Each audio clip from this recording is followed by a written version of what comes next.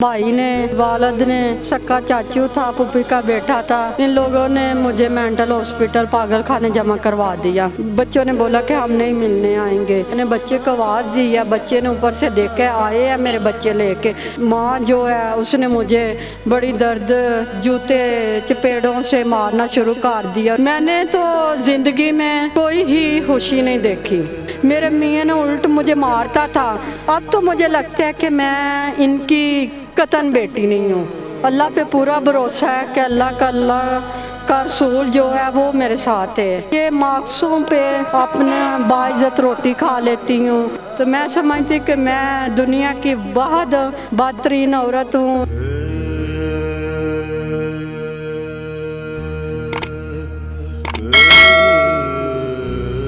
अस्सलाम वालेकुम नाज़रीन, और साफ डिजिटल के साथ मैं हूँ आपकी मेज़बान आमना मजीद। नाज़रीन, आज की वीडियो में हम आपको मिलवाएंगे एक ऐसी खातून से इस्लामाबाद की गलियों में जो है वो घूम फिर रही हैं, यहाँ पे जो है वो कमाती हैं और खाती हैं। इनकी जो कहानी है वो बहुत दर्दनाक है। इनके 2 बच्चे हैं और इनके जो हस्बैंड हैं उन्होंने इनको डिवोर्स दे दी थी, और कोर्ट में जो है वो इनके बच्चों के ज़ाहिर इन्होंने अपने बच्चों को अपने पास रखने के लिए बहुत सारे केसेस भी किए हैं, लेकिन अदालत ने इनको इनके बच्चे नहीं दिए जस्ट बिकॉज़ कि इनके पास जो है वो घर नहीं है, छत नहीं है।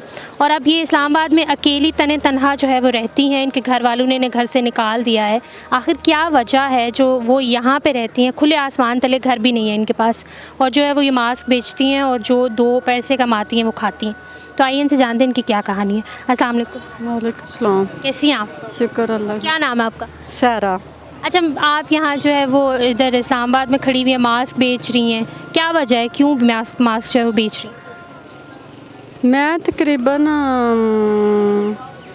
7-8 माह हो गए मुझे इधर आए हुए। तो मेरे सक्के भाई ने, वालद ने, सक्का चाचू था, पुप्पी का बेटा था। इन लोगों ने मुझे मेंटल हॉस्पिटल पागल खाने जमा करवा दिया। तो इसके बाद फिर दोबारा इन्होंने मुझे वहाँ जमा करवा दिया। एक दफ़ा मैं और एक लड़की थी, हम दोनों वहाँ से बाकी। तो इसके बाद मैं उधर ही सियालकोट, कभी डस्का सिविल हॉस्पिटल जो थे उन बेंचों पे कभी सो जाती थी। कभी मसलन कोई ऐसे लोग मिल जाते थे वहाँ भी जिनके पास 5-6 दिन महीना रह के वक़्त गुजारती थी। अब हत्ता के मैं इधर इस्लामाबाद ही से अपने बच्चों को मिलने के लिए गई, तो मैंने बच्चों से बात की कि मैं आपको मिलने आई हूँ। तो ये लोग जो थे इनके पास उस वक़्त के मेरे बच्चे हैं, कहते कि हम नहीं मिलाएंगे। बच्चों ने बोला कि हम नहीं मिलने आएंगे। तो मैं उधर ही उनके दरवाज़े के पास गई हूँ। मैंने बच्चे को आवाज़ दी है, बच्चे ने ऊपर से देख के आए हैं मेरे बच्चे लेके। आते वक्त मेरी माँ जो है उसने मुझे बड़ी दर्द जूते चपेड़ों से मारना शुरू कर दिया और गंदी गालियाँ देना शुरू कर दी, गंदी बातें। बच्चा जो था वो बहुत ज़्यादा परेशान हो गया। अच्छा, आपके 2 बच्चे हैं, एक बेटी और एक बेटा। तो आप मुझे बताएं कि आपकी शादी कितना अर्सा रही है आपकी? शादी तकरीबन यही कि 3-4 साल रही है। मैंने तो ज़िंदगी में कोई ही खुशी नहीं देखी कि बच्चों का बचपन नहीं देखा कि बच्चे बचपन में कैसे खेलते हैं। तो इससे बढ़ के मेरे लिए दुनिया में क्या और दुख है। एक दूसरा मैंने अपने माँ बाप का कुछ नहीं देखा, ना भाइयों का कुछ देखा है, ना अपने मियाँ की हुई खुशी देखी है कि ससुराल में भी कुछ नहीं देखा। मैंने दुनिया में कुछ नहीं देखा। अच्छा, मुझे बताएं कि इसकी वजह क्या बनी है जब आपके मियाँ ने आपको तलाक दे दिया? आखिर कोई ना कोई वजह तो होती है ना। जब आपके बच्चे भी थे माशाल्लाह 2, तो फिर क्या वजह बनी है जो उसने तलाक दे दी? वजह कोई भी नहीं थी। मैं मसलन बच्चे का पैर को चंदग्रह लगा हुआ था जब पैदा हुआ है, तो ज़ाहिर है उसका खर्चा मेरा वालिद उस वक़्त थोड़ा बहुत करता था। मैं इधर ही लेके रहती थी इनके पास कि मुझे ये था कि मेरे बच्चे का किसी तरीके पैर सीधा हो जाए। कल ये कैसे चलेगा। मैं माँ थी, तो वो जो मेरा मियाँ था, ससुराल वाले थे, वो तो मेरे बच्चे को एक पैम्पर तक नहीं लेके देता था।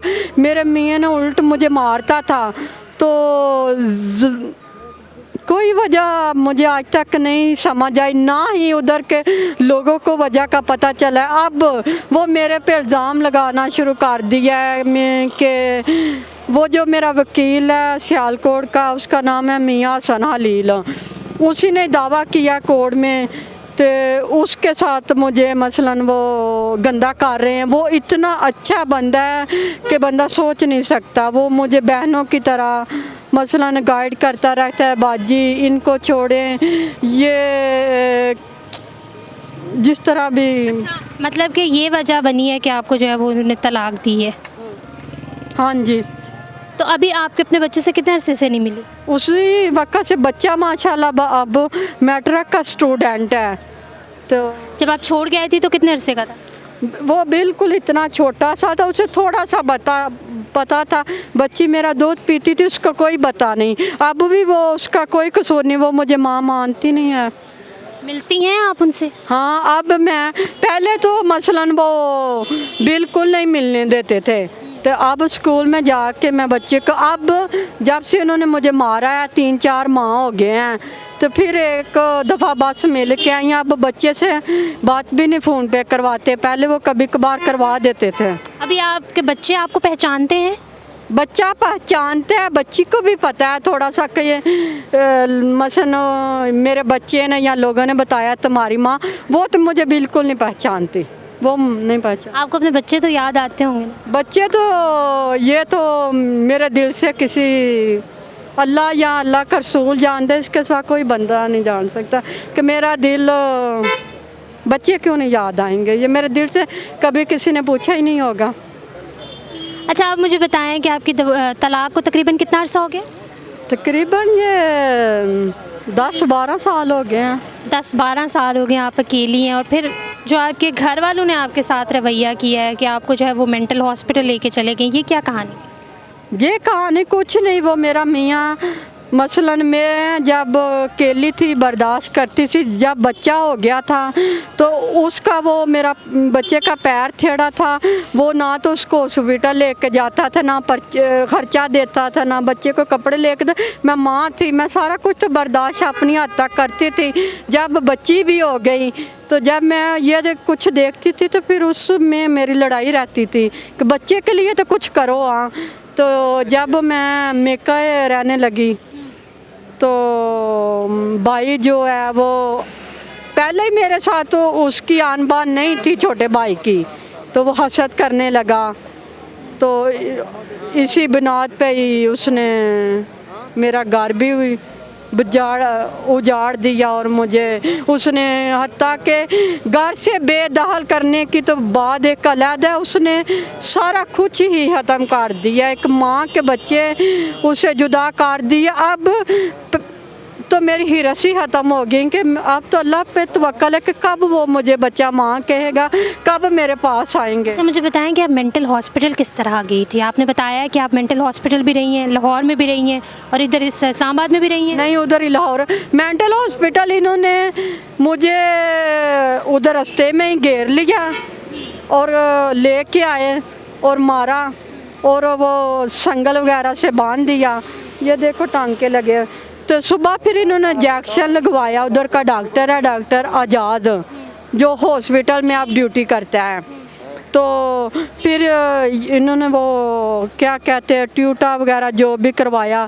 जब ये लेके गए थे, वो मेरी ताई थी साथ, उसने बताया मुझे। मैंने पूछा, कहती है कि ये आपको इधर छोड़ जाएंगे। तो ये तकरीबन मुझे 8 बजे लेके गए हैं डॉक्टर। जब आए हैं उन्होंने कहा ये तो ठीक है, हम नहीं दाखिल करेंगे।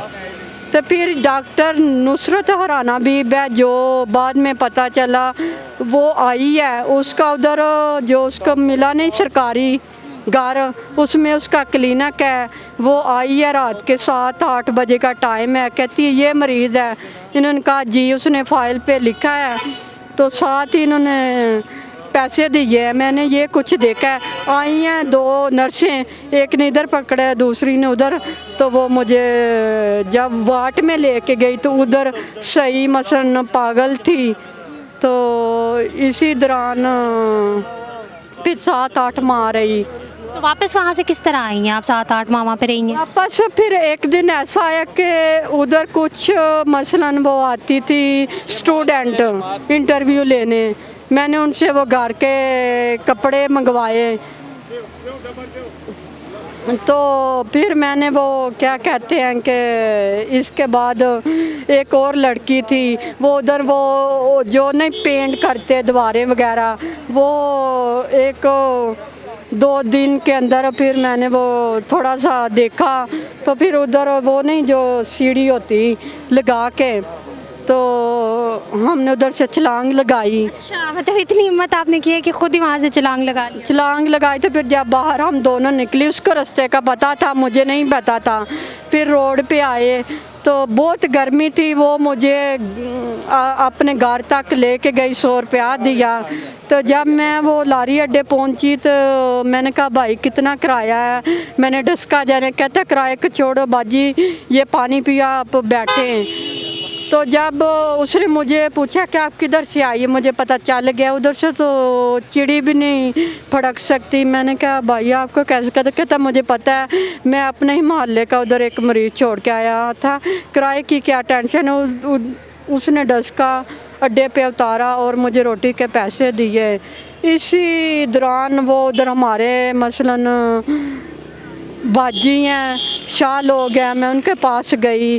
फिर जो डबल शाह की हमशीरा है जिसने मेरा रिश्ता करवाया था, फिर मैं उनके पास चली गई। इन लोगों ने उधर दरबार पे वाला साहब ने यासीन के ऊपर हाथ लगा के फिर मुझे ले आए। फिर उसी दौरान फिर संगल से बांध दिया। फिर वापस सुबह लाहौर मुझे मेंटल हॉस्पिटल, मेरी माँ थी, बाप था, ये कार करवा के मुझे ले आए। आपके अपने ही रिश्तेदार, मतलब कि अपने सगे माँ बाप जो हैं, बहन भाई, वो आपको मेंटल हॉस्पिटल छोड़ के आ गए? तो सोचूं तो वो कुरान का क्या कहते हैं तफसील ही बदल जाती है कि ये क्या है। अब तो मुझे लगता है कि मैं इनकी कतन बेटी नहीं हूँ, मुझे लगता है कि कोई इनके खून में क्या पता नहीं, कुछ समझ यही आता है। आंटी, बहुत अजीब सी कहानी है आपकी। अब मुझे ये बताएं कि आप यहाँ इस्लामाबाद में हैं, कितने 6-7 महीने हो गए आपको तकरीबन, और काफ़ी 10-15 साल से जो है वो ये इसी तरह जो है वो कभी एक शहर तो कभी दूसरे शहर जो है वो जाती हैं। अब जो है वो ये आप मास्क बेच रही हैं, तो क्या सोच के आपने मास्क बेचा? मास्क तो कल कोरोना ख़त्म हो जाए तो मास्क तो लेना छोड़ देंगे लोग। तो नहीं, अब तो मेरा अल्लाह पे पूरा भरोसा है कि अल्लाह का रसूल जो है वो मेरे साथ है, उसके साथ तीसरे बंदे की उम्मीद कोई नहीं। क्योंकि ये मास्कों पे मैं अपना बाइज़्ज़त रोटी खा लेती हूँ, दवाई ले लेती हूँ। और इधर इस्लामाबाद के कुछ बहुत ही अच्छे लोग हैं जिन्होंने मेरा साथ दिया है, हेल्प की है। तो अब अच्छा, मुझे थोड़ा सा पता चला है कि मैं थोड़ी सी सही जगह पे आ गई हूँ। चलें, ये बहुत अच्छी बात है कि आप सेफ़ खुद को महसूस करती हैं, यहाँ पे कोई ख़तरा नहीं है। मुझे बताएं, रहती कहाँ पे हैं आप? मलोडी नहीं, मलोडी अपारे के साथ उधर रहती हूँ। घर है आपका? नहीं, उधर वो एक प्लाजा बना हुआ है, उधर सीढ़ियों पे मैं रात को गद्दा बिछा के लेट जाती हूँ। दिन को यही मसलन 12 बजे तक किधर रहती है। फिर इसके बाद जब कहीं जान होती है मस्जिद के आगे, उधर लेके मैं मास चली जाती हूँ। उधर कुछ ऐसे भाई हैं पढ़े लिखे जो कोई 10 ले लेता है, कोई 5 लेता है। उनकी के चलो शायद ये मजबूर है तो फिर मदद हो जाती है। तो फिर रात को तकरीबन 10-11 बजे तक फिर उधर जाकर मैं, तो इससे पहले तो ये छत भी नहीं थी मेरे पास। मैंने इतनी सर्दी की रात, वो देसी महीना नहीं जिसको बोलते उसमें भी मेरे पास बिस्तर नहीं होता था, उसमें भी मेरे पास ऊपर की छत नहीं होती थी। शुक्र अल्लाह का कि इधर इस्लामाबाद के लोगों ने मुझे थोड़ी सी मसलन माँ बेटी बहन समझ के इन्होंने मुझे बिस्तर भी लेके दिया, इन्होंने थोड़ी सी मुझे छत भी दी है, कपड़े भी लेके दिए हैं। तो मैं तो अल्लाह का किसी हाल में शुक्र नहीं अब अदा कर सकती। बिल्कुल नाज़रीन, आपने इनकी बात सुनी। जिस तरीके से ये इस हालत में भी अल्लाह ताला का शुक्र अदा कर रही हैं, बहुत मानी हेज़ है, बहुत बहुत बहुत बड़ी बात है। अच्छा मुझे आंटी एक बात बता दें कि अब आप क्या चाहती हैं? जिस तरह आप चाह रही थी कि आपके बच्चे जो हैं वो आपको अदालत नहीं दे रही क्योंकि आपके पास रहने को छत नहीं है, तो छत होगी तो आपके बच्चे जो हैं वो आपको मिल सकते हैं, तो कोई अपील करना चाहेंगी? मेरी अपील किसी वज़ीर आज़म से, किसी वज़ीर से कोई नहीं, क्योंकि ये क्या करेंगे, गरीब की कौन इधर सुनता है। मैं इतनी गरीब हूँ कि मेरा बच्चा जो है वो मुझे माँ नहीं कहता, मेरी बच्ची मुझे माँ पहचानने से इनकार है।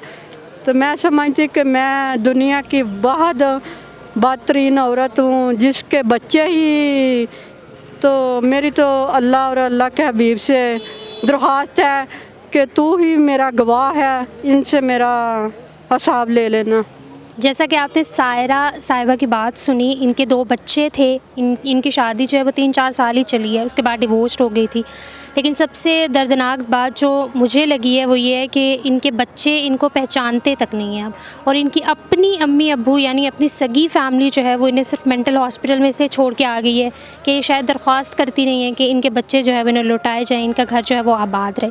अभी ये इस्लामाबाद में रहती हैं, एक विलोडी में एक फ़्लैट है, वहाँ पे कोई घर नहीं है बल्कि सीढ़ियाँ हैं, उसके नीचे ही जो है वो रहती हैं और मास्क बेचती हैं, और मास्क बेच के जो है वो अपना गुजारा कर रही हैं। और इस जो है वो कैपिटल सिटी में इस्लामाबाद में वफाकी दारुल हुकूमत में अकेली रहती हैं और अपना जो है वो रोज़गार कमाती हैं और पेट पाल रही हैं, और तो इनके पास कोई जो है वो वजह नहीं लग रही। उम्मीद है कि आपको इनका मैसेज पहुंचा होगा। अगर आप इनकी कोई फाइनेंशियली हेल्प कर सकते हैं तो प्लीज़ करिएगा। और साफ डिजिटल से फ़िलवक्त इतना ही। आमना मजीद को इजाज़त दीजिए। अल्लाह हाफ़िज़।